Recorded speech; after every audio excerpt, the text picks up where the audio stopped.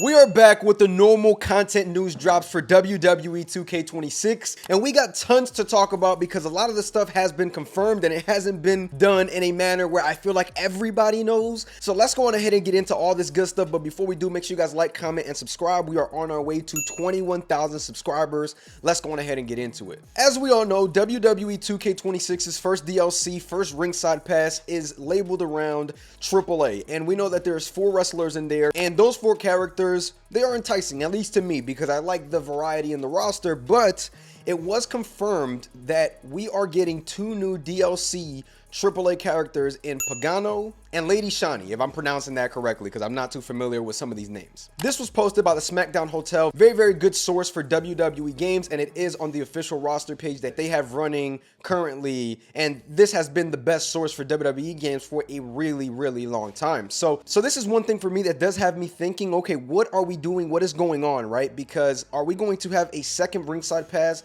labeled around AAA? Because that does kind of give me a down point, because I feel like, all right, 1 is enough. You know, we don't need any more AAA ringside passes. I think that that would be not good in my opinion, especially if it's back to back. Now, all we can do is go on ahead and speculate, right? Because we obviously have the game to come out, and we obviously have the DLC announcement that still has yet to come out. We're going to talk about that in a bit. But my whole thing with this is, if there is another AAA ringside pass, 2K needs to find a way to just fit this in with DLC pass number 1, because I really think that we don't need another AAA pass. I am somebody that, again, I enjoyed Hijo del Vikingo, I enjoyed Mr. Iguana, I enjoyed all that cool stuff seeing it at Creator Fest, but I think that the next couple DLC passes need to be changed. And obviously we know that the DLC ends in October, because they have 6 passes, I believe, and we're going to get all the way up till October with this content, and then it is going to stop. So we're going to be left after October, then GTA comes out, which I'm sure that plays a little bit into it all. So that's really the news that we have on that part of the DLC right now. But if you guys didn't watch the ratings reveal on ESPN,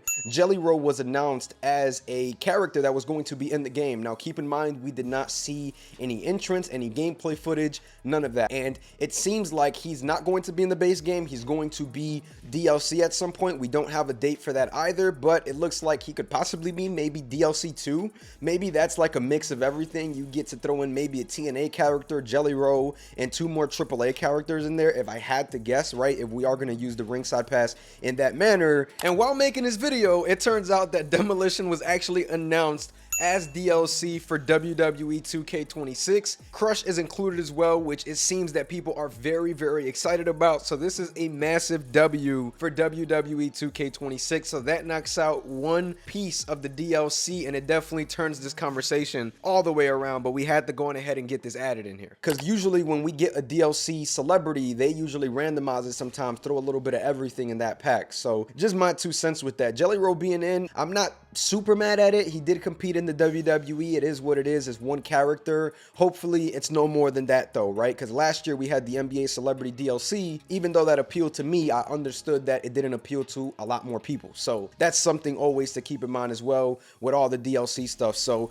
we know that the DLC has not been announced yet nor talked about yet. I hope that by the time you guys are watching this video, there's already something out there, maybe a map or something like that that they do every year, teasing what's coming in the DLC, because right now we are just a couple days away, and a lot of you guys go to New Zealand to play WWE 2K26. So I understand that today is Monday and Thursday is right around the corner, and we still don't know what the DLC is going to be like yet. Now, one thing to mention is that Cornell on X, he went ahead and confirmed that the soundtrack that you guys saw can be used as in-game entrances. And I know that's a big deal to a lot of people, so that is something to go on ahead and mention, right? Because I think that that's great, especially like myself. I don't really like using superstars themes when I'm using my created character. I really like to have that authenticity to my character, so you no longer need to worry about that, especially with these soundtracks. There is some pretty good music in there. I'm glad that it wasn't locked, because seeing Tyrese Halliburton's music locked last year with the whole 50 Cent thing,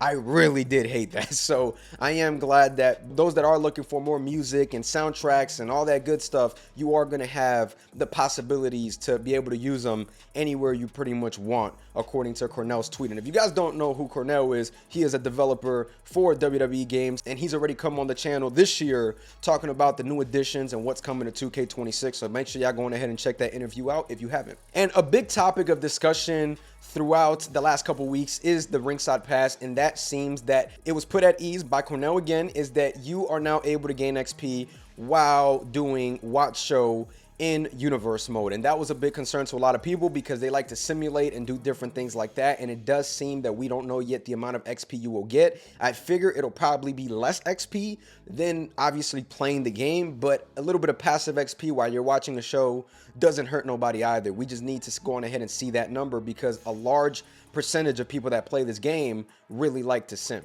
So hopefully we hear more on that, because there's a lot of things with the ringside pass that we are still just not knowing about yet, and we will know about that soon. And one thing to mention is that you guys know Retro CM Punk is coming to WWE 2K26, and you can use his theme on whatever you want. Obviously, that is a theme that I believe is licensed to a certain point, so I am glad that 2K got around that, and they are able to let us use this on our created characters as well. So a lot of options with the music this year that you guys should know about. And again, the music doesn't really affect too much of the gameplay. I get that, but people really do like that authenticity and that difference, you know, when using their characters and things like that. And not only that, people do multiple created characters, so there will be multiple theme songs that you can give those created characters. So I always think that that's a good thing. The option to have that there is always good as well. And just to talk about the DLC again, it looks like Kelly, she went ahead and made a tweet referencing WWE Games for not adding her in the game. And this did happen a couple of days ago, which I wasn't able to mention because obviously we had a whole lot of Creator Fest footage to go on ahead and drop for y'all. But there does seem to be some speculation around Kelly making the game as DLC. And this is someone who hasn't been in the game in like 13, 14 years. And she definitely mentioned it. I feel like she would have never made a reference if she wasn't going to be in the game. And hopefully that DLC again will be revealed soon. I think the DLC is going to be really solid this year, because if you look at the roster page and everything they've shown thus far, the roster does look solid. It looks good. It looks clean. And we've seen wrestlers, you know, that we've seen in TNA and things like that. So hopefully, with that being said, we do get a TNA DLC pack at some point with 2K26, because I really do want Nick Nemeth. I want Jeff Hardy. I feel like you can't do an Attitude Era version of a WWE 2K game without Jeff Hardy, right? And I think that's something that a lot of people want and a lot of people have talked about with 26. And there's just a lot to be excited about with this DLC, man. Hopefully they drop this soon. Last year they dropped it about 2 days before 2K25. So we'll see what happens, y'all. There's obviously a lot to go on ahead and go over, a lot to get into, and this isn't the end. Hopefully we get some more confirmations before Thursday, because man, I know a lot of people are itching to play this game, and rightfully so. It looks fun, it looks good, it played well. When I was at Creator Fest, there was a lot of good things around the game that I did notice. Obviously no game is perfect, but I am really excited to get my hands on 2K26. I really do think this is going to be a great year. So make sure you guys stay tuned for that. We do have a giveaway coming for WWE 2K26. Myself, Kenny Baum, we will be doing a large stream on Thursday. We're going to be giving away 11 WWE 2K26 Standard Edition copies. So make sure you guys stay tuned for that as well. Make sure you guys like, comment, subscribe. I'm going to catch y'all. Peace.